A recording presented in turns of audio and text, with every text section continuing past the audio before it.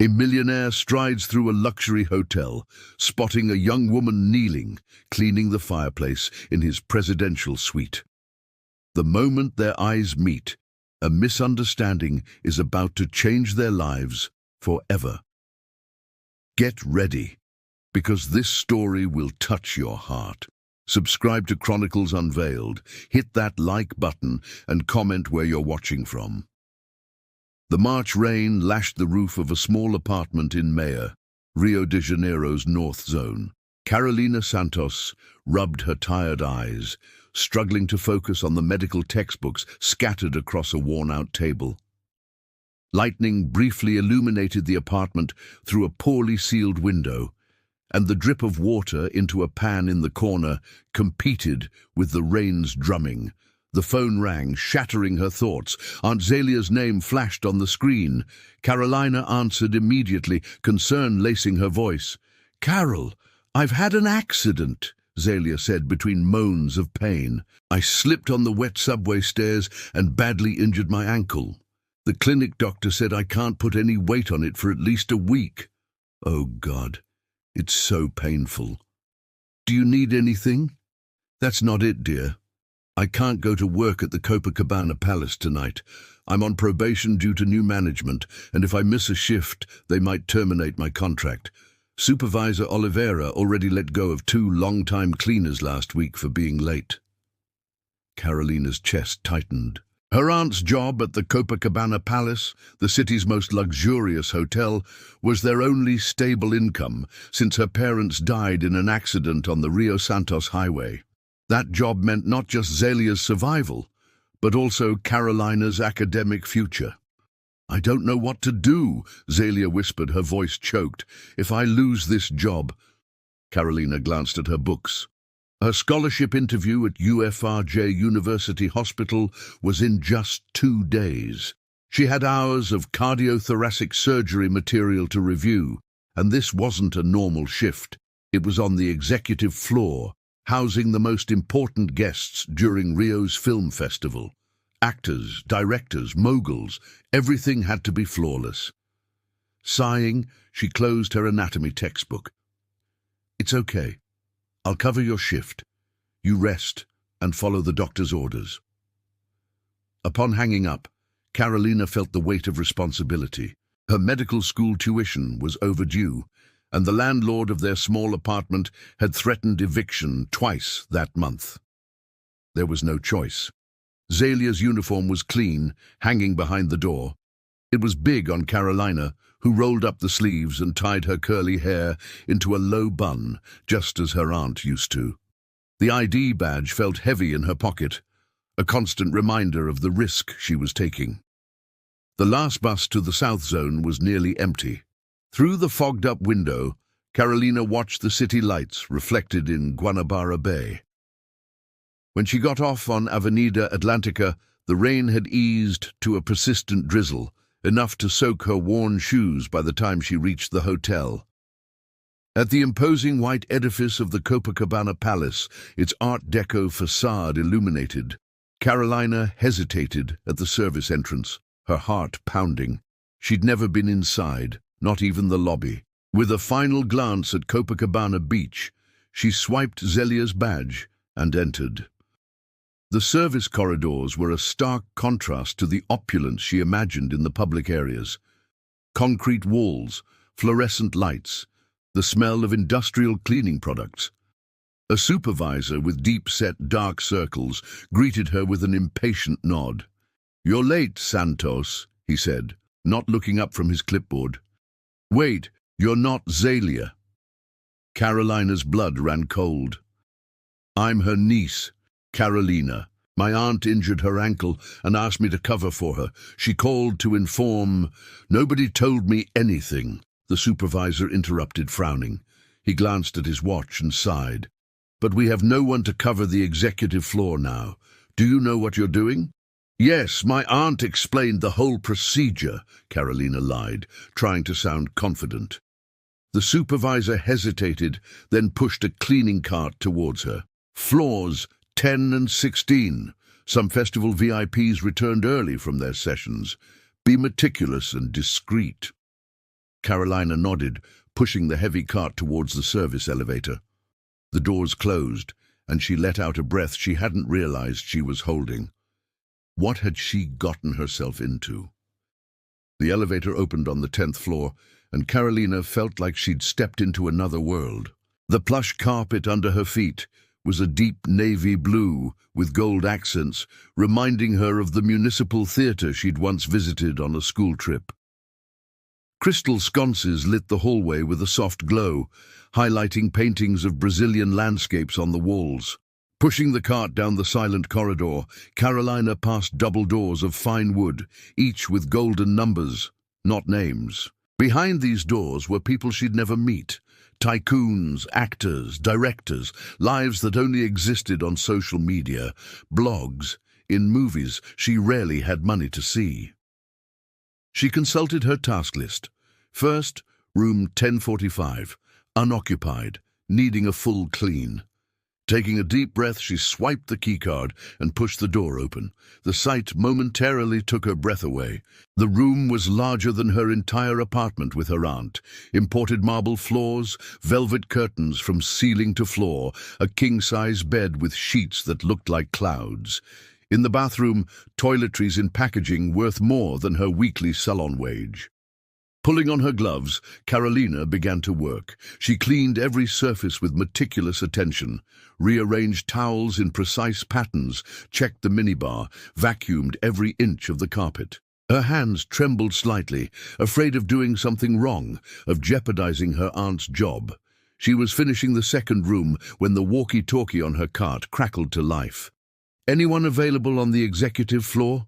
We have a situation. The presidential suite on the 16th needs to be prepped immediately. The festival guest checked out early due to a family emergency, and Mr. Almeida, who wasn't expected until tomorrow, has arrived without warning." Carolina froze at the name. Even disconnected from Rio's business world, she knew Rafael Almeida, founder of the country's largest tech company, often called the Brazilian Steve Jobs. His face regularly graced the covers of national business magazines. Silence on the radio. No one responded. With a sigh of resignation, Carolina picked up the device. "I'm finishing 10:48. I can head to the presidential suite next." "Who is this?" came the confused reply. "Santos. I'm substituting. I'm on the executive floor now." A pause. "All right, do it. Suite 1601. Use the private elevator. Mr. Almeida will arrive in about an hour. Everything needs to be perfect." Carolina swallowed hard. 1 hour to clean and organize the hotel's largest suite. She quickly finished the current room and pushed the cart to the special elevator leading to the 16th floor, the celebrity floor, as her aunt called it. When the elevator doors opened, the difference was even more striking. The 16th floor seemed like another hotel entirely, only 4 suites, with corridors wide enough for 3 people to walk abreast. The carpet was thicker, the lights softer, and bossa nova music, Tom Jobim, Carolina recognized, played gently through hidden speakers. Original paintings by Brazilian artists adorned the walls. She recognized a Portinari she'd studied in art history. Standing before the imposing double doors of Suite 1601, Carolina hesitated. A golden plaque indicated Imperial Suite, the hotel's most luxurious. With slightly trembling hands, she swiped the card. The presidential suite was nothing short of a condensed palace. An entrance hall led to a spacious living room with nearly 5-meter-high ceilings, crystal chandeliers, and floor-to-ceiling windows, offering a panoramic view of Copacabana Beach and the illuminated Sugarloaf Mountain. A decorative marble fireplace dominated one wall, flanked by jacaranda wood bookcases. A grand piano occupied a corner near the outdoor balcony. Carolina stood motionless for a few seconds, absorbing a luxury she hadn't even dreamed of. Then she checked her watch, less than an hour to complete everything. She headed first to the master bedroom, larger than her university classroom, and began changing the Egyptian cotton sheets. It was when she was kneeling before the fireplace, carefully cleaning the marble details, that she heard the click of the main door opening. Her heart stopped. It couldn't be Mr. Almeida. He was still 20 minutes early, but it was, and that moment would forever change the course of two lives that should never have crossed. Carolina remained frozen, cleaning cloth suspended in mid-air. Slowly, she turned towards the door. The figure who entered didn't quite match the magazine photos. In person, Rafael Almeida seemed both more human and more imposing. Tall, in his 40s, with dark hair and a neatly trimmed beard, wearing a navy blue suit Carolina guessed cost more than an entire semester of medical school. His dark brown eyes fixed on her with an initial bewilderment that quickly morphed into something else, a kind of presumptuous understanding that made the hairs on Carolina's neck stand on end. "Well, this is unexpected," he said, his deep voice filling the room as he closed the door behind him and placed his leather briefcase on a side table. He didn't seem annoyed, just vaguely amused. Carolina quickly stood up, smoothing down the oversized uniform. "I apologize, sir. I didn't know you'd arrive so early.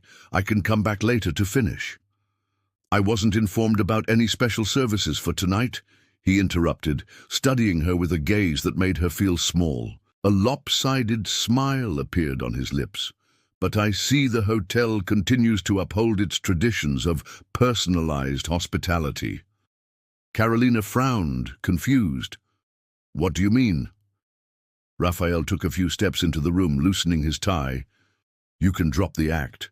I don't need these extra courtesies. I appreciate the hotel's attempt, but I'd prefer to just rest tonight." A moment of silence lingered, as the implications of his words slowly registered in Carolina's mind. When she finally understood, she felt her face burn, first with shame, then with indignation. "I'm just cleaning the suite," she said, her voice trembling. "I'm a cleaning staff member." Raphael tilted his head, the polite smile never leaving his face. "Of course you are, and I must say, the characterization is quite good.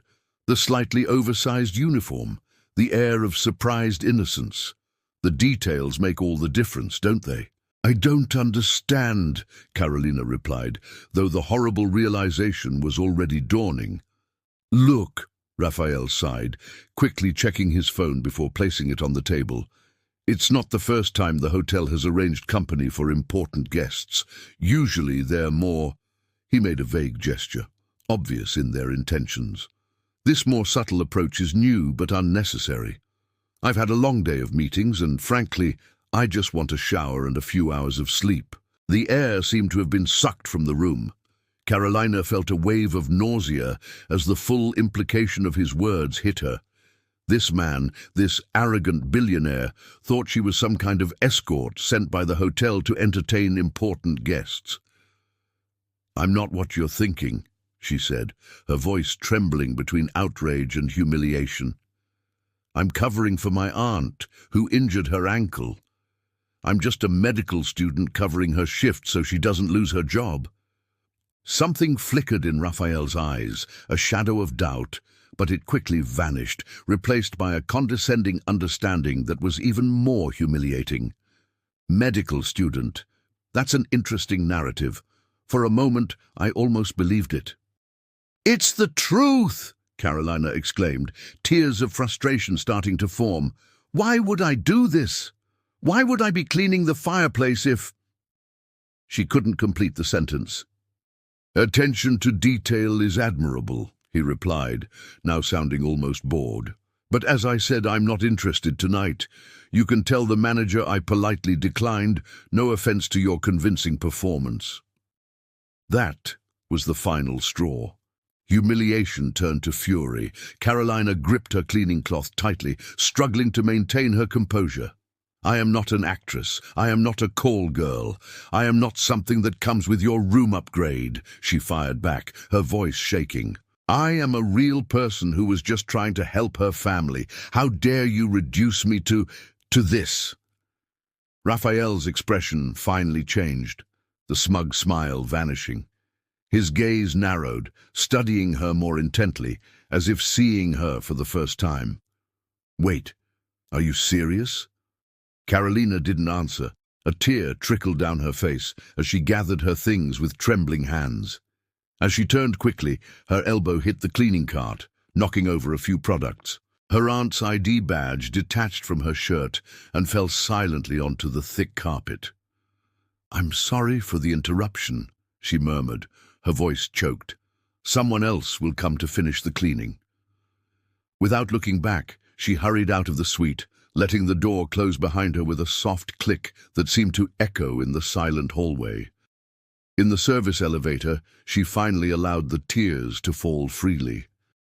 Never in her life had she been so humiliated, so utterly diminished to an object. In the staff room, she changed quickly, her body still trembling with emotion. Only then did she realize she'd lost her aunt's badge. Another problem to explain, but she couldn't go back, not now. As Carolina walked along Avenida Atlantica to the bus stop, she had no way of knowing that this painful encounter would be just the beginning of a story neither of them could have predicted. Rafael Almeida stood motionless in the presidential suite, staring at the closed door. The young woman's reaction didn't fit any pattern he knew. It wasn't the calculated outrage of someone playing a role, nor the resigned pragmatism of a rejected professional. It was genuine pain, real shame. He bent down and picked up the fallen badge from the carpet. "Zelia Santos, Cleaning Services," it read, with a photo of a middle-aged woman, not the young woman who had just rushed out. For a moment, doubt settled in. In his nearly 20 years building a tech empire, Rafael had developed a keen radar for detecting falsehoods. People always wanted something from him: investments, partnerships, favors, money. He'd developed an almost automatic cynicism as a defense mechanism. But those tears, they seemed real. He walked to the phone and dialed the front desk. "I need to speak to the security manager immediately." 15 minutes later, Rafael sat in the hotel's security room, watching camera footage. On the screen, he saw the young woman pushing the cart down the hallway, visibly struggling to maneuver it.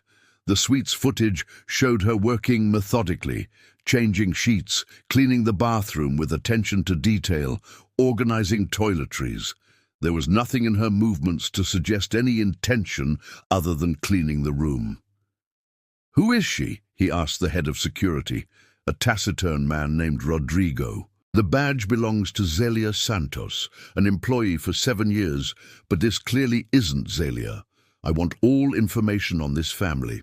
Address, history, everything." "Sir, if there was any breach of protocol with an employee, we can handle it internally." "There's no need to—" "It's not what you're thinking," Rafael interrupted. "Just get me the information." Back in the now uncomfortably silent suite, Rafael opened the file sent to his tablet. Zelia Santos, 58, widow, employed at Copacabana Palace since the 2014 renovation, lived in a housing complex in Mayor. Consistently positive reviews. One dependent listed Carolina Santos, 24, medical student, Carolina. So that was her name. He poured himself a whiskey from the bar and went to the window. The city glittered under the rain. Christ the Redeemer illuminated, the waves of Copacabana gently breaking on the sand. For years, he'd seen this same view from luxury hotels and restaurants, always surrounded by important people, always negotiating, always calculating. He rarely allowed himself to simply look. Something about that girl, Carolina, deeply unsettled him. It wasn't just the shame of his mistake, though that weighed heavily. It was the memory of something he had lost long ago in his relentless climb to the top. The ability to see people as people, not as means to an end. He made a decision. He needed to apologize, not for PR reasons or to avoid trouble, areas his team specialized in, but because he knew, on a level he rarely accessed these days, that he had made a profoundly human error. He picked up his phone. "Amanda, I need you to cancel my morning meetings and find the address of Zelia and Carolina Santos. The next morning, under a still cloudy sky, Raphael drove his own car, a rare moment without a chauffeur, through the streets of Mayay. The North Zone neighborhood, with its bustling commerce and modest residential buildings, was worlds away from his Vieira Soto apartment in Ipanema. He parked in front of a 1970s apartment building with a peeling facade and dimly lit entrance, adjusted his expensive, clearly out-of-place suit jacket, and checked his phone one last time. Apartment 302, Block B. The stairs creaked under his steps. In the third-floor hallway, the smell of cooking beans mingled with dampness. He stopped before a faded green door with crooked metal numbers, took a deep breath and knocked. After a few moments, the door opened partially, revealing a middle-aged woman leaning on a cane, her ankle visibly bandaged. Her eyes widened as she recognized him. His face appeared often enough on television and in newspapers to be instantly identifiable. "Mr. Almeida?" she asked in a low voice, clearly confused. "Mrs. Santos, I'm Rafael Almeida. Could I speak with you for a few minutes?" Zelia hesitated, adjusting the scarf over her graying hair. "It's about last night, isn't it? About Carolina?" "Yes, I'd like to explain and apologize personally." She studied his face for a moment, as if looking for signs of ill intent before opening the door wider. "Come in, but please speak softly. Carol finally managed to sleep a few hours ago. She was up all night studying to make up for lost time at the hotel." The contrast between the presidential suite and this two-bedroom apartment couldn't be starker. Worn but clean furniture, peeling paint on the walls, a table piled high with medical books and notebooks. In the small kitchen, a pot on the stove exuded the aroma of beans. A thin curtain served as a makeshift divider between the living room and one of the bedrooms. "Please sit," Zelia said, indicating the worn sofa. "Sorry I can't offer coffee. We weren't expecting visitors." "Don't worry," Raphael replied, sitting uncomfortably. The apartment seemed smaller than his Ipanema closet. Zelia sat in a wooden chair, placing her cane beside her. "So, what exactly happened last night?" she asked directly, with characteristic karaoke frankness. Raphael briefly explained the misunderstanding, choosing his words carefully but without omitting his responsibility. When he finished, Zelia nodded slowly. "I warned her there might be trouble," she sighed. "But she insisted. Aunt Zelia," she said, "if you lose this job, how will we pay for college? How will we pay the rent?" Always thinking of others, that girl. "I'd like to apologize to her personally," Raphael said. "I made a terrible error in judgment." Zelia studied him for a long moment. "Perhaps you don't understand what it means for someone like Carolina to be mistaken for, well, what you thought she was. She works 2 jobs on top of college, studies until she faints from exhaustion, all to become a doctor and help people." "I understand," Raphael said, though he knew that in many ways he didn't truly understand. His life had been privileged since adolescence, son of a successful engineer, education in the best schools, seed capital for his company from eager investors. "She has a scholarship interview tomorrow," Zelia continued, "an opportunity that could change everything for her. And instead of being rested, she spent the night crying before forcing herself back to her books. The weight of guilt intensified. May I see her, wherever is convenient for her? After the interview, perhaps?" Zelia seemed about to answer when the curtain moved slightly. Carolina appeared, wearing sweatpants and a faded t-shirt, her curly hair disheveled, eyes swollen from crying and lack of sleep. She froze upon seeing Raphael sitting in her living room. "What are you doing here?" she asked in a low voice, more confused than hostile. Raphael stood up immediately. Seeing her here in her environment made the contrast between their worlds even starker, and his error in judgment even more unforgivable. "I came to apologize," he said simply. "What I did last night was inexcusable." Carolina crossed her arms, visibly uncomfortable.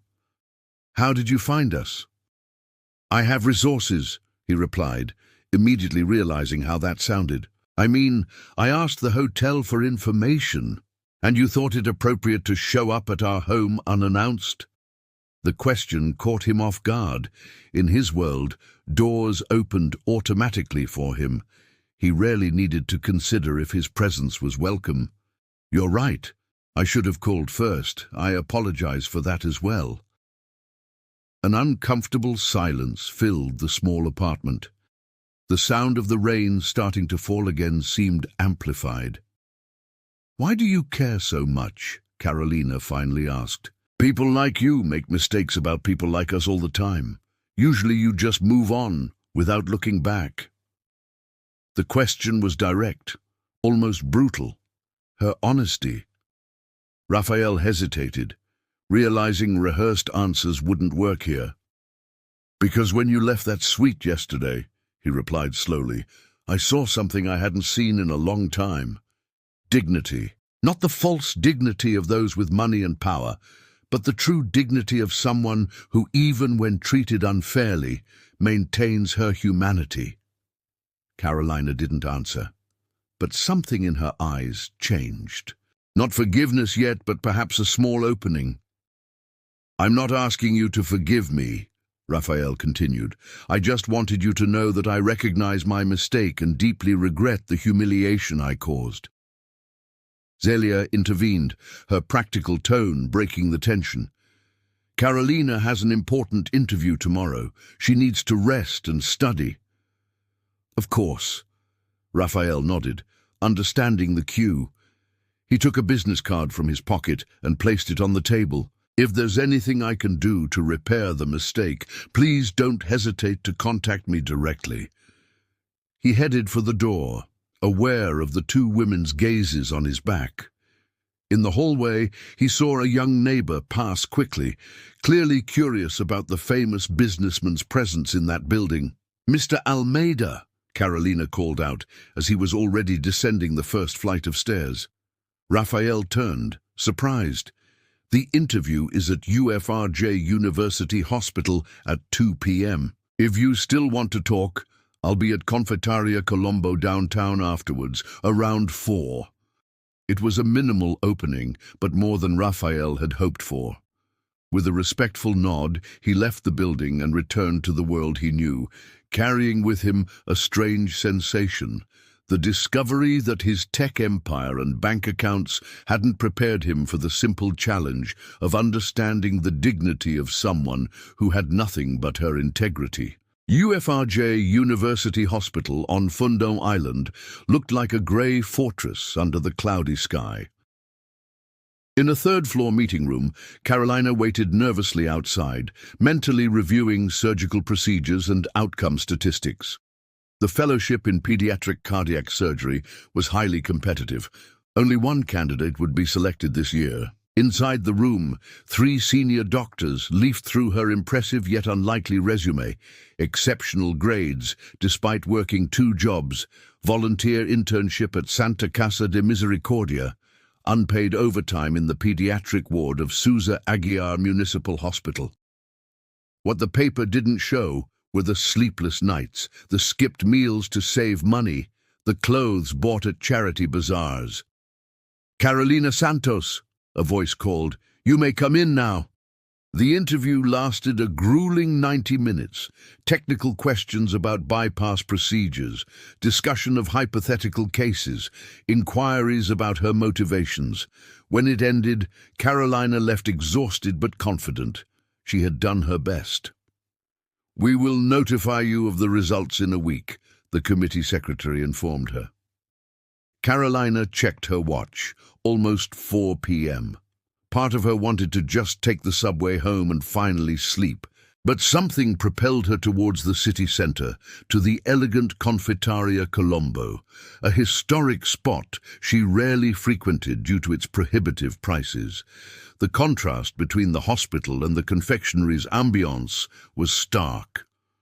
While the hospital smelled of disinfectant and sterilized equipment, Colombo was fragrant with aromas of fresh coffee and Portuguese pastries. Ornate ceilings with antique chandeliers, Belgian mirrors, and wooden crystal display cases created an atmosphere of Belle Epoque carioca elegance.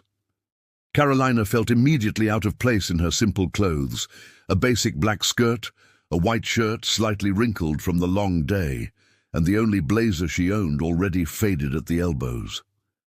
She looked for a discreet spot, away from the central tables occupied by tourists and wealthy karaokers. That's when she spotted Raphael, sitting alone in a corner, wearing a blue shirt without a tie, more casual than the day before, but still obviously designer. He didn't see her immediately, focused on his tablet, an untouched cup of coffee before him. Carolina hesitated at the entrance. She could still leave. She could still avoid this man who represented a world that had judged her so unfairly. But something pushed her forward. Perhaps curiosity, perhaps the desire to close this episode on her own terms. She approached slowly. When she was a few steps away, Raphael looked up and saw her. He stood immediately, a polite gesture that seemed instinctive. "You came?" he said, sounding genuinely surprised. "I said I would," Carolina replied simply, adjusting the strap of her worn bag on her shoulder. "Please, sit," Raphael offered, indicating the chair opposite him. "Would you like something to drink? The hot chocolate here is considered the best in the city." "A coffee would be great," she replied, aware that even the simplest drink there cost more than her usual lunch. When the waiter left with the order, an uncomfortable silence settled. Through the tall windows, the golden late-afternoon light illuminated Gonçalves Dias Street, where hurried people walked among the historic downtown buildings. "How was the interview?" Raphael finally asked, breaking the silence. Carolina seemed surprised by the question. "It went well, I think. The committee was tough, but I managed to answer most of the questions." "What's the fellowship about exactly?"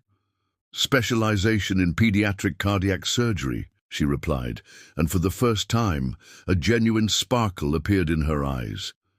"It's an opportunity to work with Dr. Mendes, one of Brazil's best pediatric surgeons. He developed a technique for repairing septal defects in newborns that has reduced mortality by 40%. Raphael watched the transformation in her face, how the mention of her field of study brought life to her usually tense features. "What led you to choose this specialty?" Carolina hesitated, as if pondering how much of her personal life to share. The coffee arrived, and she took a sip before answering. "My younger brother, Felipe, was born with tetralogy of Fallot, a complex congenital heart defect. He died at age 3, waiting for a surgery that never happened in time. This was before the treatment was fully covered by SUS. My parents didn't have health insurance or money for private treatment." The answer hit Raphael like a punch. It wasn't the abstract motivation he expected, but something painfully concrete. "I'm so sorry," he said sincerely. "It was a long time ago," she replied, though her distant gaze suggested the pain had never truly faded. No family should lose a child over financial issues. The simplicity of the statement resonated in the space between them. It wasn't a political slogan or an ideological claim. It was the direct conclusion of a traumatic personal experience. Raphael felt it slowly. "Is that why you want to be a doctor? To prevent other families from going through what yours did?" "Partly," Carolina agreed. "Also because I have an aptitude for it, and because every child I save—" She paused, seemingly uncomfortable with the emotion threatening to surface. "It's like saving your brother in a way," Raphael completed softly. Carolina looked at him in surprise, as if not expecting such insight from him. She nodded slightly. "Look, Mr. Almeida." "Raphael, please," she corrected herself. "I understand why you came to apologize, and I accept your apology. What happened was a terrible misunderstanding, but it's over. You don't need to feel guilty or do anything more about it." He studied her face for a moment. That's very generous of you. But actually, I think there is something I can do. Carolina frowned. If you're thinking of some kind of financial compensation, I'm not interested. The firmness of her words surprised Raphael. Most people in her position would see an opportunity to gain something from the situation. It's not that, he replied. The Almeida Institute has a scholarship program for medical students. We focus mainly on medical research and health technology development, but we also have a division dedicated to pediatric surgery. Carolina's eyes narrowed slightly. Are you offering me a scholarship out of pity? Not out of pity, Raphael replied calmly. Out of merit. Your academic record is exceptional, despite all adverse circumstances. The kind of determination you've shown is exactly what we look for in our scholars. How do you know about my academic record? Raphael hesitated, realizing his mistake. I did some basic research. I apologize if that seems invasive. Carolina sighed, placing her cup on the saucer with a slight clink. Look, I appreciate the offer, but I don't want anything that comes from a sense of obligation or guilt. I've worked hard to get where I am, and I'll continue to work hard, regardless of today's interview outcome. The quiet firmness with which she spoke, without bitterness or resentment, just simple dignity, impressed Raphael again. It was such a rare quality in his world of fierce ambitions and hidden agendas. I respect your position, he said finally, but I'd like you to at least consider the possibility, not as a personal favor, but as a qualified candidate who deserves the opportunity. Carolina took another sip of coffee, thoughtful.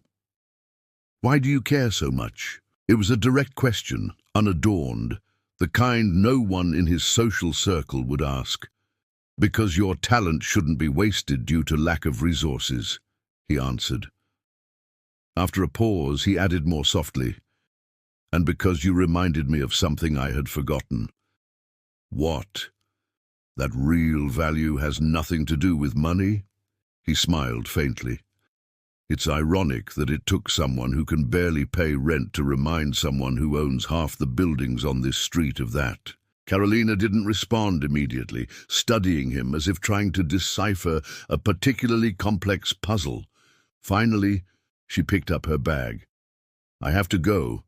My aunt is waiting for news about the interview, and I have a shift at the health clinic tonight. Raphael nodded, hiding his disappointment. Of course. Thank you for coming. She stood up, but before leaving she hesitated. I'll think about the scholarship. I'm not promising anything, but I'll consider it. That's all I ask, he replied. Carolina adjusted the scarf around her neck and walked to the exit. Before reaching the door, she turned one last time. Did you know that Brazil's first successful heart transplant was performed at Hospital das Clínicas in São Paulo in 1968? The patient lived only 28 days, but it paved the way for thousands of lives saved later. Raphael shook his head, surprised by the change of subject. Today, Brazil has one of the world's largest heart transplant programs, even with limited resources, she continued. And do you know why? Because Brazilian doctors are trained to perform miracles with the basics. No amount of money can buy that kind of creativity and determination. With that, she left, leaving Raphael alone with his thoughts and a deepening impression that he had encountered someone truly extraordinary in the most unlikely circumstances. The March rain fell softly over Rio de Janeiro, turning the streets into mirrors reflecting the city lights. At the North Zone Family Health Clinic, Carolina checked the vital signs of a child with a persistent fever. The basic health unit, with its light blue walls and faded educational posters, served one of the North Zone's most deprived communities. Informal workers, large families, elderly people with insufficient pensions. Give the antibiotic every 8 hours, she instructed the worried mother, and come back on Wednesday for a follow-up. When the family left, Carolina checked her watch. 9:40 p.m. Her shift had officially ended at 8 p.m., but the waiting room was still full. With a tired sigh, she called the next patient. 3 weeks had passed since the meeting at Confeitaria Colombo. 3 weeks of normality, study, work, financial worries, the usual routine. The letter from the scholarship committee had arrived 2 days earlier, with a single line that had temporarily paralyzed her heart. We regret to inform you that your application was not selected for this year's scholarship. Zelia had tried to console her. There will be other opportunities, dear. But they both knew the truth. Opportunities like that were rare, and each rejection meant another year of struggle, more double shifts, more nights studying while others slept. At 10:30 p.m., when the last patient finally left, Carolina put her stethoscope in the drawer and rested her head in her hands, allowing herself a moment of exhaustion. "Dr. Santos?" The receptionist's voice interrupted her brief respite. "There's someone asking for you at the entrance." Carolina frowned. "The clinic is closed. Tell them to come back tomorrow, unless it's an emergency." "He said he's not a patient." "Well, it's Rafael Almeida." Carolina stood up abruptly, surprised. "What? Are you sure?" The receptionist nodded emphatically. Everyone in Rio would recognize that face. "He's waiting outside in the rain. Said he doesn't want to bother, but he'd like to speak with you." With a mixture of curiosity and apprehension, Carolina walked to the clinic entrance. There he was, Rafael Almeida, one of the country's most powerful men, standing under a small black umbrella, watching the rain fall into puddles reflecting the clinic's yellowish lights. "Mr. Almeida, what are you doing here?" He turned, looking almost embarrassed to be found there. He wore dark jeans and a simple leather jacket, an attempt to blend in that completely failed, as the quality of his clothes and his bearing made him stand out even in this casual guise. "Carolina, sorry to show up like this. I tried calling your cell, but my phone's been acting up, I understand. Well, I came because I heard about the hospital scholarship. I'm very sorry." Carolina stiffened slightly. "How did you find out?" "I have some contacts at UFRJ," he admitted. "Not to spy on you," he added quickly, seeing her expression. "I just wanted to know how you'd done." She sighed, pulling her lab coat tighter against the damp cold. "It happens. There will be other opportunities." "Actually, that's what I came to talk about. Did you consider the Almeida Institute scholarship?" Carolina looked up at the rainy sky. "Mr. Almeida, Rafael." "Rafael," he corrected himself. "I appreciate your persistence, but as I said before, I don't want anything based on pity or guilt." "And what if it's not pity?" He stepped forward, shielding her with his umbrella. "What if, after learning more about your work here and your academic record, I truly believe you're exactly the kind of person we should invest in?" Carolina studied his face, searching for signs of falsehood but finding only unexpected sincerity. "Why don't we go inside?" she suggested finally. "It's getting cold out here." The clinic was quiet now, with only the light from the small consultation room at the back still on. Carolina prepared 2 cups of instant coffee in the small makeshift pantry. "It's no Colombo," she joked, handing him a disposable cup. Raphael smiled, accepting the drink. He observed the surroundings, the simple walls with educational posters about vaccination and breastfeeding, the worn furniture, the clearly limited supplies. "How long have you worked here?" he asked. 3 years. I started as a volunteer in my first year of college. Now I receive a stipend from the Family Medicine Residency program. Nothing compared to a private hospital, but it's rewarding." "And these are your regular patients? People from the community?" Carolina nodded. "Mostly. Many don't have access to health plans and rely exclusively on SUS. Some had never been to a doctor before the Mais Medicos program brought care into the community." Raphael observed a wall covered with children's drawings, small, colorful thank yous from young patients. "You know, when I was a teenager, before I founded my company, I lived in Niterói," he said suddenly. My father was an engineer at Petrobras, but after he lost his job in the mass layoffs of the 90s, we went through serious financial difficulties for a while. Carolina looked at him in surprise. It was the first time he'd mentioned something personal that wasn't in his official biography. What changed? I won a full scholarship to study computer science at PUC. It was my way out. Then I got an internship at a multinational tech company. I saved every penny.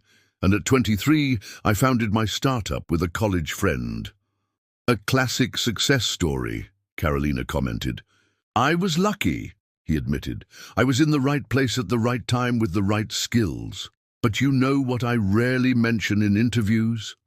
He paused. During those difficult years, when I was 16, I had hepatitis and got very sick. A doctor from the local health clinic came to our house every week to monitor my recovery because my parents couldn't afford a private consultation. He saved my life. Carolina watched as his eyes drifted with the memory. I never saw him again after I got better, he continued. Years later, when I had enough money, I tried to find him to thank him. I found out he had passed away, untreated cancer. He probably didn't get the same level of care he provided to his patients. A moment of silence followed as Carolina absorbed the story. The Almeida Institute Scholarship, Raphael said finally, returning to the present, is not charity. It's an investment in people like you who can make the difference that doctor made for me. He took an envelope from the inner pocket of his jacket and placed it on the table between them. This is the formal offer. Full coverage of the specialization, research grant, and a stipend, so you can dedicate yourself fully to your studies without needing other jobs. No strings attached, no personal obligations to me, just the commitment to use your talent where it's most needed. Carolina looked at the envelope, struggling internally. What would happen to my work here? These people need regular care. The question, prioritizing others over her own opportunity, confirmed to Raphael he was doing the right thing. We can resolve that too, he replied. The Institute could provide additional funding to the clinic, allowing them to hire more doctors and improve infrastructure. Carolina looked up, suspicious. Why would you do all this? The truth? Raphael held her gaze. Because that night in the presidential suite was an awakening for me. I saw a person with more dignity and integrity than most people I meet in my circle of business people and celebrities, and it made me question a lot of what I've been doing with my life and my resources. He gestured around the simple clinic.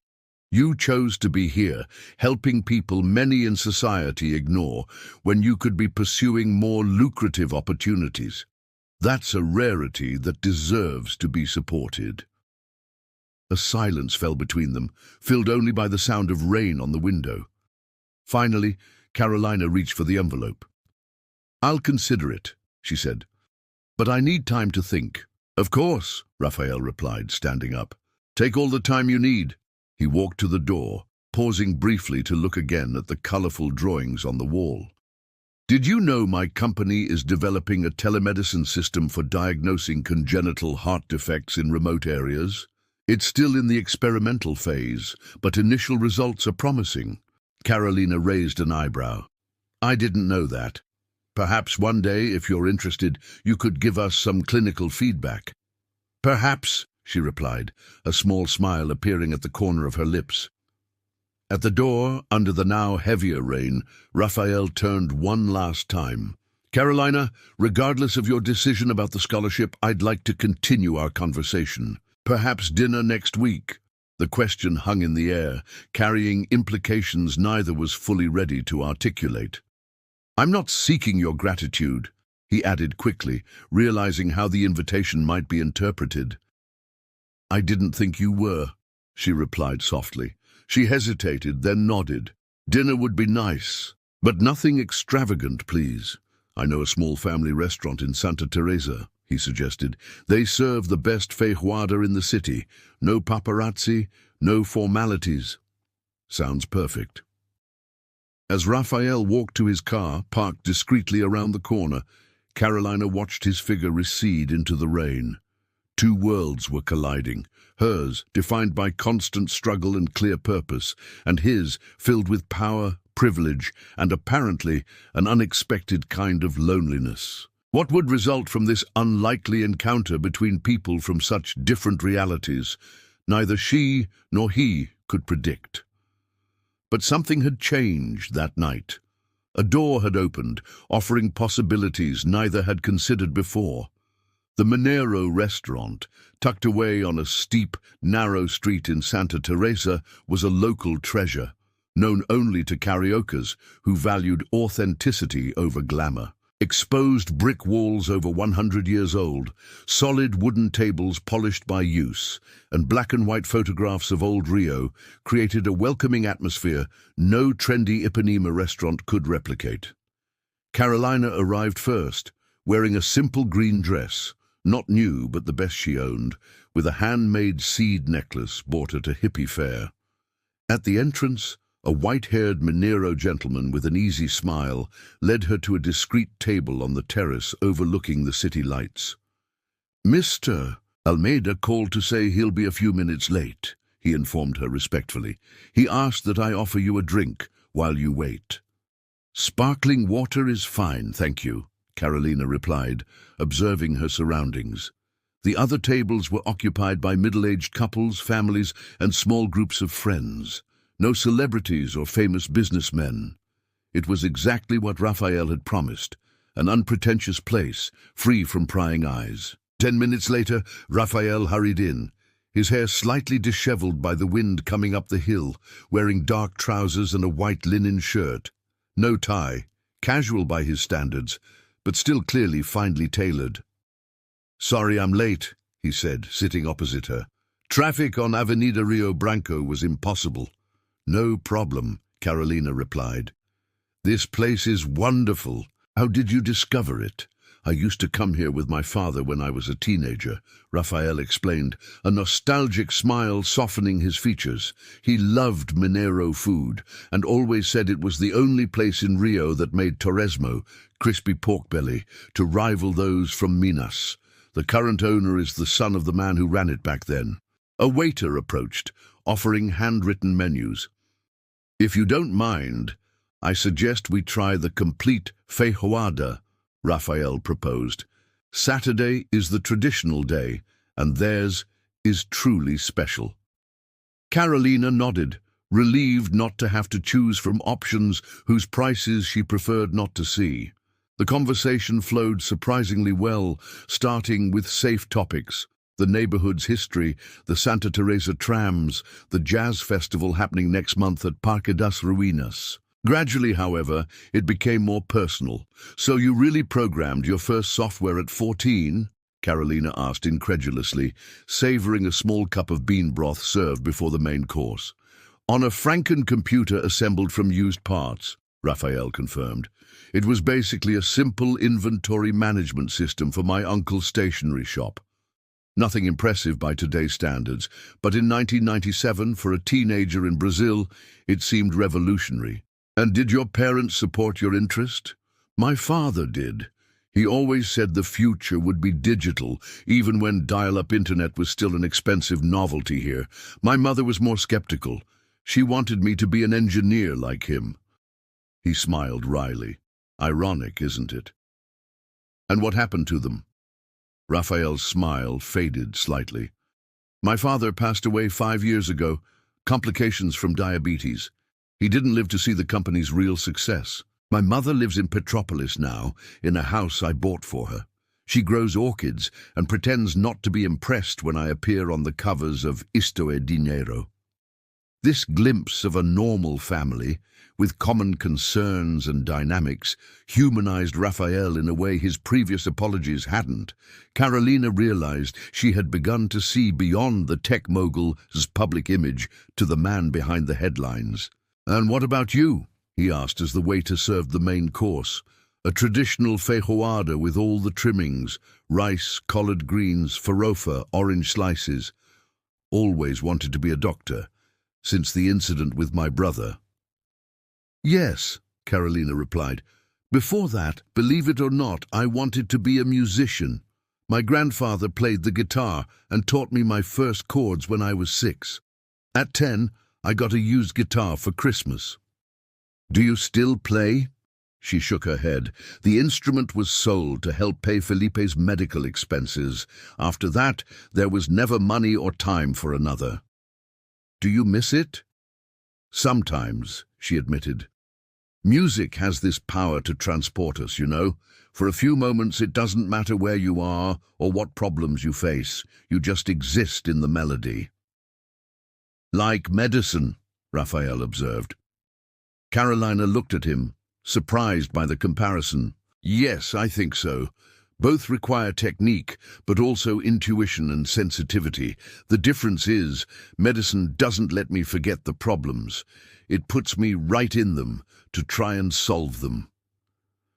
As the evening progressed, the initial formality gave way to a growing familiarity. They talked about books, both admired Machado de Assis, movies. She preferred Cinema Novo classics.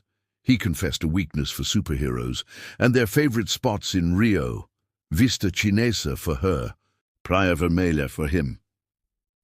When dessert arrived, a homemade condensed milk pudding, Carolina finally broached the subject she had avoided all night. I accepted your scholarship, she said simply. I signed the papers this morning. Raphael paused, spoon halfway to his mouth. That's great. I'm very happy for you. I didn't do it for you, she clarified quickly.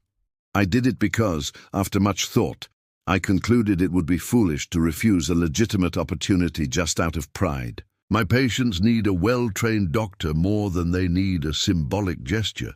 It's a wise decision, he agreed. And what about the health clinic? Still worried about who will care for your patients?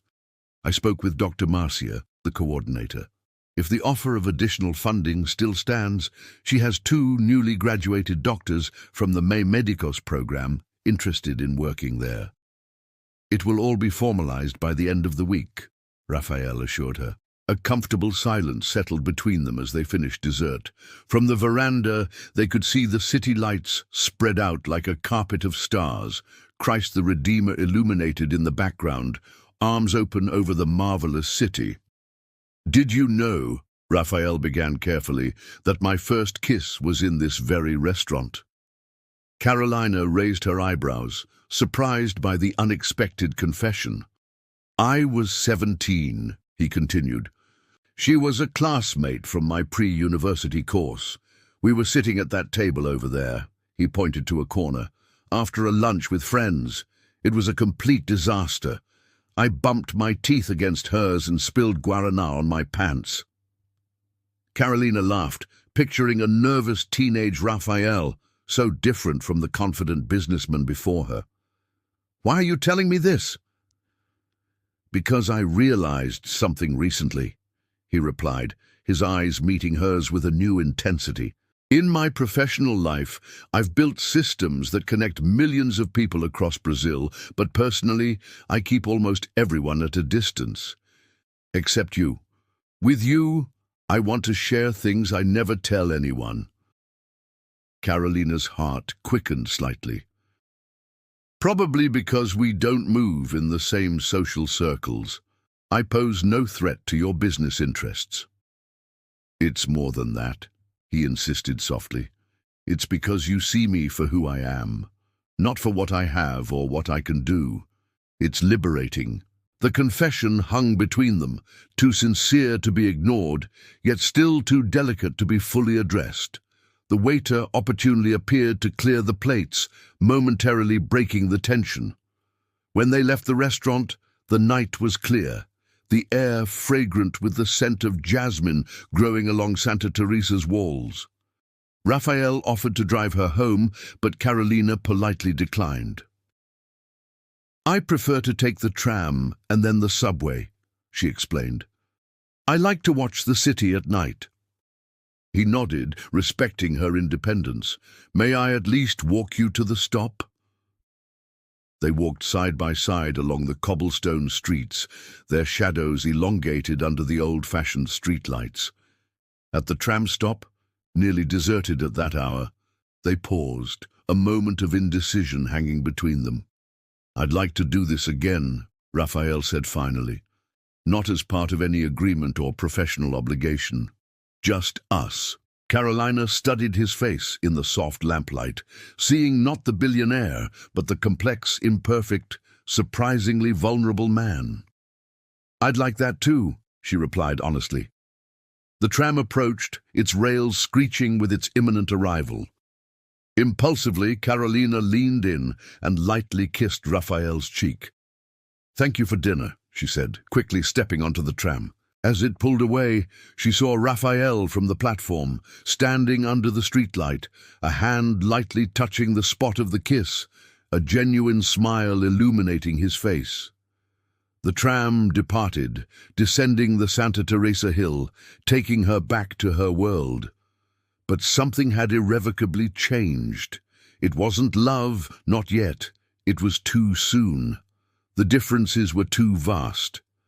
But it was the beginning of something neither had foreseen that fateful night in the presidential suite. A genuine connection between two people who, despite all circumstantial differences, recognized something valuable in each other.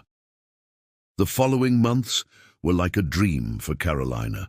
The Almeida Institute scholarship provided her, for the first time in her life, the freedom to focus entirely on her studies without the constant financial pressure that had always accompanied her.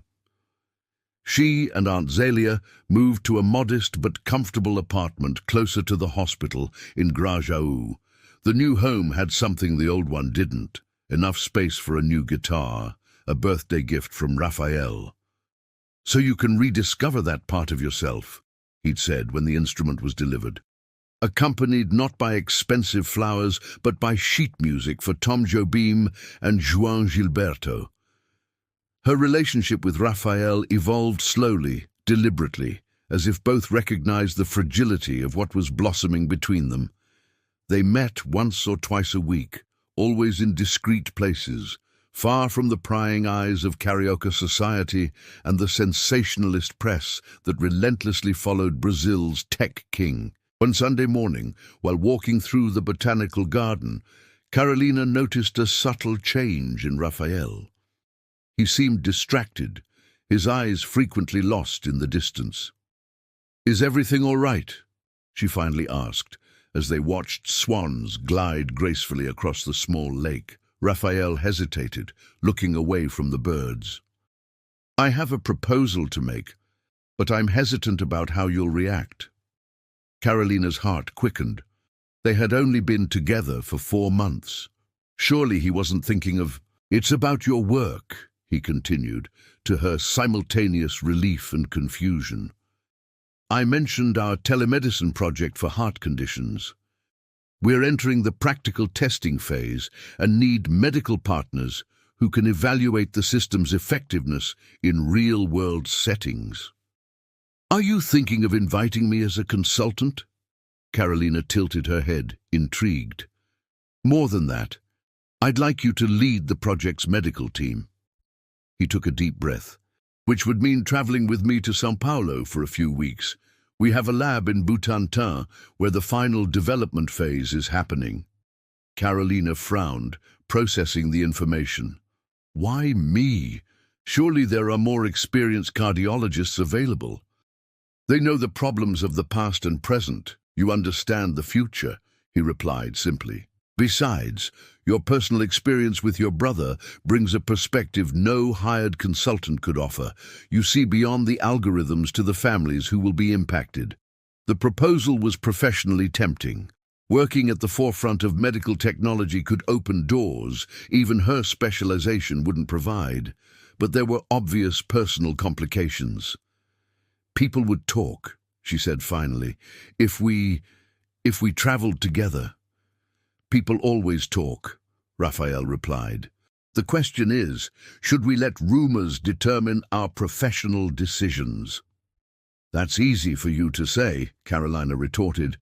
"It's not your reputation as a doctor at stake. I can already imagine the comments. She only got the position because she's sleeping with the boss." The bluntness of the statement surprised them both. It was the first time either had openly mentioned the nature of their relationship, which until then had remained in an ambiguous territory between friendship and romance. "You're right," Raphael conceded after a moment. "It was insensitive of me not to consider that. We can structure the project differently. You can work remotely with occasional trips supervised by other team members." Carolina studied his face, seeing the sincerity of his concern. "You know what's stranger," she said finally. "A part of me is more worried about what people will think of our social difference than anything else. The humble origin SUS doctor and the tech billionaire. Sounds like a soap opera plot." Raphael laughed, the tension between them dissipating. "I prefer to think of it as a modernized Jorge Amado story. Gabriela and Natsib in the digital world." "In that case, which one of us is the sensible Arab?" she teased. "Obviously me," he replied promptly. "Pragmatic, hard-working, initially bound by social conventions." "Does that make me Gabriela?" Carolina raised an eyebrow. "Free, authentic, indifferent to society's imposed rules?" "The resemblance is remarkable," he agreed, a smile playing on his lips. A comfortable silence settled between them as they continued walking through the gardens. In the distance, families took photos by the Victoria Amazonica water lilies. Children ran across the well-kept lawns. Couples, hand in hand, contemplated the rare orchids in the greenhouse. "I'll go to São Paulo," Carolina decided finally, "but with a few conditions. I'm listening. First, I want my name and qualifications to appear on all project documents, not as a consultant or some vague title, but as medical director of clinical evaluation." "Of course," Raphael nodded.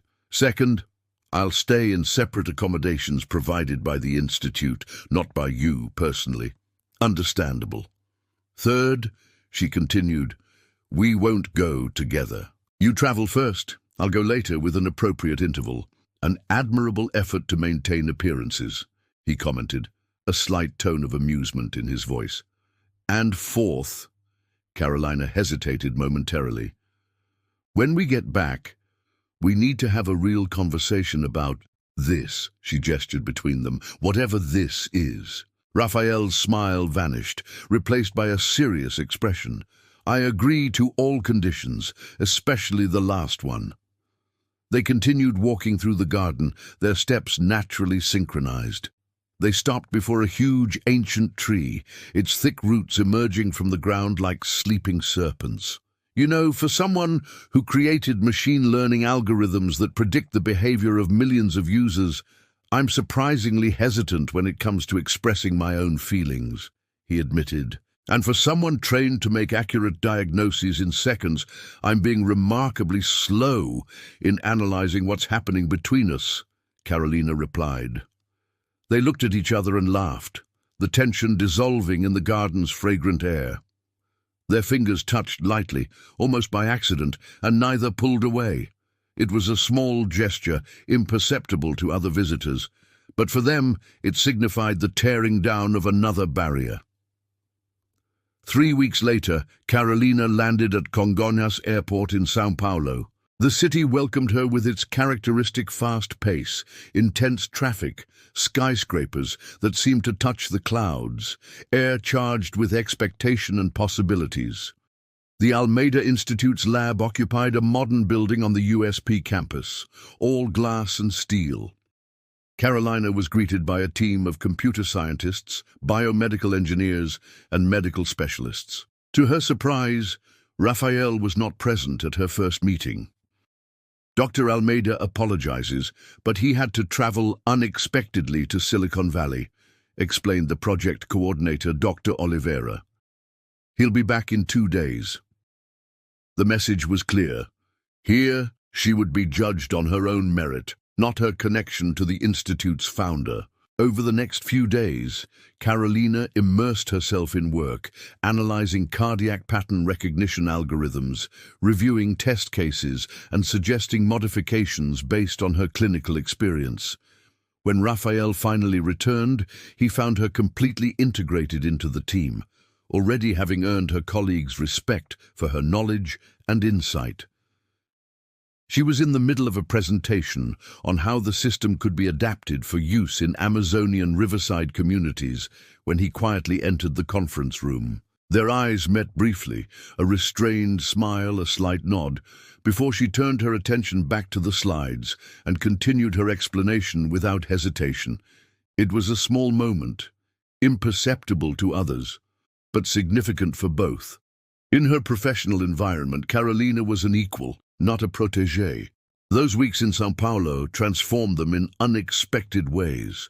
During the day, they worked separately, she with the medical team, he dealing with investors and strategic issues. At night, they explored the city together, dining in Italian cantinas in Bixiga, watching plays at the Municipal Theatre, visiting exhibitions at Mas P. It was during one of these outings, while contemplating the city from the top of the Italia building on a starry night, that Raphael finally put into words what had been growing between them. "I think I'm falling in love with you," he said simply, without frills or grand declarations. Carolina turned to him, the gentle breeze playing with her curly hair. "You think, or you're sure?" "I'm sure," he corrected himself, "but saying it out loud still scares me." "Why?" "Because it means admitting that for the first time in my adult life, something matters more to me than my work, my company, or my success." He paused. "And you? What do you feel?" Carolina looked at the horizon, the lights of São Paulo stretching endlessly in all directions. "I feel like I've found someone who sees me completely. Not just the girl from the community, not just the SUS doctor, but all the parts that make up who I am." She turned to face him. "And yes, that means I'm falling in love with you too, despite all the logical reasons telling me why this is complicated." Raphael stepped forward, taking her hands in his. "May I kiss you?" he asked with the same polite formality he had shown at their first meeting. The question drew a smile from Carolina. "After weeks together, you still ask." "I will always ask," he replied seriously. "I never want to assume anything about you." In response, Carolina leaned forward, meeting his lips with hers. The kiss was gentle at first, almost hesitant, but soon deepened with the intensity of the feelings they had contained for so long. When they finally separated, both knew a line had been crossed. What had begun as a misunderstanding, transformed into mutual respect, and then into friendship, had finally blossomed into something deeper and more complex. "And now?" she asked, her forehead still touching his. "Now we go back to Rio and figure out how to make this work in the real world," Raphael replied. "One day at a time, no rush, always with honesty." And so they did, returning separately as planned, but with a shared certainty that hadn't existed before. The trip to São Paulo marked not only a significant professional advancement for Carolina, but also a personal transformation for both. The acceptance that despite the differences in their backgrounds and experiences, they had found something rare and precious in each other. Winter arrived in Rio de Janeiro with sunny days and surprisingly cool nights. While most Brazilian cities faced July's chill, Cariocas enjoyed the mild temperature, flocking to the beaches on weekends and bars at night. For Carolina, the months after returning from São Paulo had been of subtle yet profound changes. Her relationship with Raphael evolved at a deliberately slow pace, as if both understood that what they were building needed solid foundations. At the university hospital, Carolina had quickly gained recognition. Her work on the Almeida Institute's telemedicine project had resulted in a publication in a prestigious Brazilian medical journal, putting her on the national medical community's radar. At the health clinic in Complexo do Alemão, now renovated and expanded thanks to the Institute's funding, she still dedicated one day a week as a volunteer. It was her way of keeping her feet on the ground, of remembering where she came from and why she had chosen medicine, One particularly pleasant July evening, Carolina was finishing her shift when she received a message from Raphael. "Can you meet me on your building's rooftop at 8 p.m.? I have a surprise." Intrigued, she arrived home, took a quick shower, and went up to the communal rooftop of the building where she lived with her aunt. To her surprise, the usually simple space used by residents to hang clothes had been transformed. Fairy lights strung across wires created a magical ambience. A small table with dinner was set, and Raphael awaited, smiling. "What's all this?" she asked, amazed. "Our 6-month anniversary," he replied simply. "Since that night at the Italia building." "You counted?" She smiled, touched by the gesture. "I count every day," he admitted, pulling out a chair for her to sit. The dinner was simple but perfect. Moqueca de pêche, her favorite dish prepared by a chef Raphael knew. As they ate, they talked about their days, future projects, shared dreams that were beginning to take shape between them. "I have something to tell you," Raphael said when they finished their passion fruit mousse dessert. "The telemedicine system's testing phase has been approved by the Ministry of Health. We're going to implement the pilot project in 10 remote Amazonian communities next year." "Raphael, that's wonderful." Carolina squeezed his hand across the table. "So many lives will be saved." "And there's more," he continued. "We want you to lead the medical implementation. It would be a coordination position, overseeing local teams, training remote doctors, if you want it, of course." Carolina was speechless for a moment. It was an incredible opportunity, not just for her career, but to truly make a difference in communities that had never had adequate access to healthcare. "I'd love to," she finally replied, "but on one condition." "Which is?"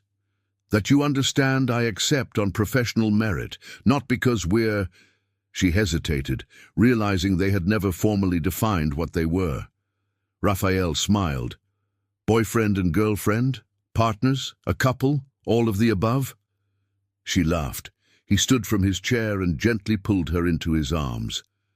"Carolina Santos, may I officially call you my girlfriend now?" "I think, after 6 months, we're a bit late for that formality," she teased, but her eyes shone. "Yes, you can. And can I call the great Rafael Almeida my boyfriend?" "It would be an honor," he replied, leaning in to kiss her under the karaoke stars.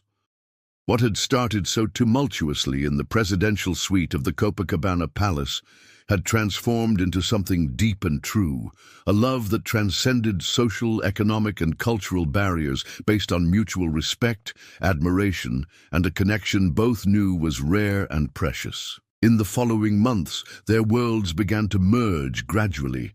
Raphael met Carolina's college friends, dined at her best friend's, a nurse house in the suburbs, attended a community barbecue in Complexo do Alemão. Carolina, in turn, accompanied him to some corporate events, family gatherings with his mother in Petropolis, and even an interview for Forbes magazine. The differences between them didn't disappear, they were fundamental parts of who they were. But instead of obstacles, they became bridges to new understandings, experiences, and mutual growth. A year after their first kiss, Raphael took her for a weekend getaway to Paraty. They stayed in a charming guest house in the historic center, took a boat trip around the islands, and on the last night, during a candlelit dinner by the sea, he knelt with a small velvet box in his hand. "Carolina, you came into my life by a twist of fate.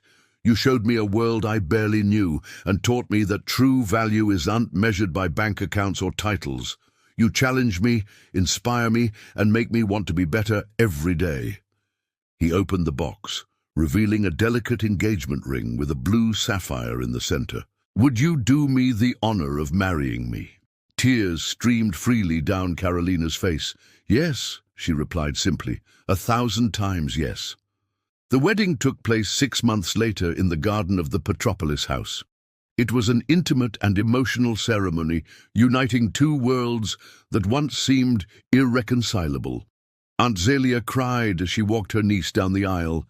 Raphael's mother, initially skeptical about the relationship, hugged Carolina warmly, calling her daughter. Carolina's medical colleagues mingled with Raphael's company executives, creating new connections and friendships. At the vows, Raphael took Carolina's hands in his and spoke from the heart. "I promise never to forget that our story began with a look beyond appearances. I promise to always see you completely, respect your independence, and support your dreams as you support mine. Above all, I promise to remember every day that finding you was the greatest gift life could give me." "Carolina," her voice choked with emotion, responded, "I promise to always remember that even in the most difficult moments, we can find new beginnings. I promise to bring to our life the same determination that brought me here, and I promise to build with you a home where love, respect, and understanding are the foundations of everything we create together." A year after the wedding, while coordinating the telemedicine program in the Amazon, Carolina discovered she was pregnant. The news brought a new dimension of happiness to the couple. 9 months later, Felipe was born, named in honor of the brother Carolina had lost so many years before. Holding her newborn son in her arms, with Raphael by her side, Carolina felt the circle close. Somehow, everything she had fought and suffered for had led her to this moment. Not just the life-saving career or the love she had found, but this new life, symbolizing hope, renewal, and the promise of a better future. Raphael, watching his wife and son, felt a profound gratitude for that misunderstanding in the presidential suite. What could have been just another embarrassing moment in his privileged life had become the door to a richer, more meaningful, and infinitely happier existence. 2 years later, when Carolina finally completed her specialization in pediatric cardiology, the couple founded the Felipe Heart Institute, a non-profit organization dedicated to bringing advanced pediatric cardiac treatment to children in underserved communities throughout Brazil. Using the technology developed by Raphael's company and Carolina's medical expertise, the institute began to change the landscape of child health in the country. On a sunny Sunday afternoon, while Raphael played with little Felipe in the garden of their home in Gavea, a modern yet cozy house, neither as luxurious as he was accustomed to, nor as simple as Carolina had lived, she watched them, her hand resting gently on her belly, which was beginning to show signs of her second pregnancy. "What are you thinking about?" Raphael asked, noticing her contemplative gaze. "About how unpredictable life is," she replied with a smile. "If someone had told me that night at the Copacabana Palace that the man who made me cry with humiliation would be the love of my life and the father of my children." Raphael walked over to her, holding Felipe in his arms. "The best part of life are the paths we never planned to take." They looked at each other, little Felipe between them, the future baby growing protected, and knew they had found through the most unlikely of beginnings the greatest of treasures. A family built on love, respect, and the courage to see beyond first impressions. This story reminds us that the most significant encounters of our lives often happen in the most unexpected moments. That hasty judgments can be corrected when we open our hearts to new possibilities, and that true love transcends social, economic, and cultural barriers. It also teaches us that the greatest wealth lies not in material possessions, but in the human connections we form along our journey. If this story touched your heart, be sure to subscribe to Chronicles Unveiled and share your reflections in the comments. Have you ever experienced a moment where a hasty judgment almost made you lose something precious in your life? Or do you know a couple whose love story began unexpectedly or even embarrassingly? Share your experience. Sometimes the greatest treasures are hidden in the most unlikely places. And also, tell me where you're watching this video from. I love knowing how far our stories reach. We have many more moving stories waiting for you. Click on the recommended videos on screen and continue this journey with us. Thank you so much for being part of this community. May God bless you and your family. See you in the next video.